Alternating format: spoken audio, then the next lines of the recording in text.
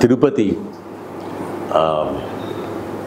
సమాజంలోనూ సాహిత్యంలోనూ చివరి వరకు సమతుల్యాన్ని పాటిస్తూ, అంటే ఇంగ్లీష్లో చెప్పాలంటే హార్మోనీని ఇస్తూ జీవించిన ఇద్దరు అరుదైన వ్యక్తుల గురించి గుర్తు చేసుకోవటానికి కోసం మనం ఇప్పుడు కలుసుకున్నాము.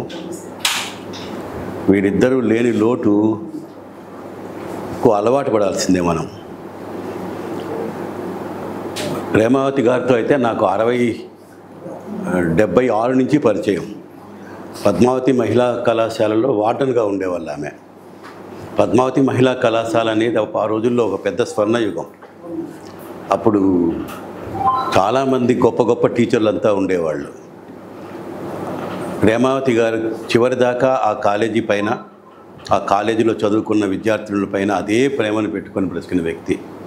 ఎప్పుడు కనిపించినా తన విద్యార్థులను పలకరించి వాళ్ళనందరినీ గుర్తుకు తెచ్చుకుంటూ ఉండేవాళ్ళు. ఆ ఉద్యోగం తెలుగు లెక్చరర్ అయినా అది కేవలం ఉద్యోగంగా భావించిన వ్యక్తి కాదు ఆవిడ. ఆమెకు చాలా సాహిత్యం పట్ల మమకారము, ఇష్టము, అభిరుచి ఉన్నటువంటి అరుదైనటువంటి వ్యక్తి. ఆమె ఇట్లా వెళ్ళిపోతారని అనుకోనే లేదు అసలు. ఆమె చేసిన పనులు, ఆమె చేసిన పరిశోధనలు, ఆమె రాసిన పుస్తకాలు, ఆమెతో కలిసి తిరిగిన సందర్భాలు అన్నీ ఇప్పుడు వెంటనే గుర్తుకొస్తున్నాయి. గొల్లాపిన్ని సుబ్రహ్మణ్య శర్మ గారు కూడా చాలా అరుదైన వ్యక్తి. ఆయనకి 79 ఏళ్ళు వచ్చిందని మొన్న వార్తల్లో చదివితే కానీ అర్థం కాలేదు. చాలా చిన్న పిల్లాడిలాగా బతికాడు ఆయన. బాల్య సాహిత్యం రాయడం అనేది చాలా కష్టమైన పని. ఆ వ్యక్తిలో బాల్యం ఉండాలి.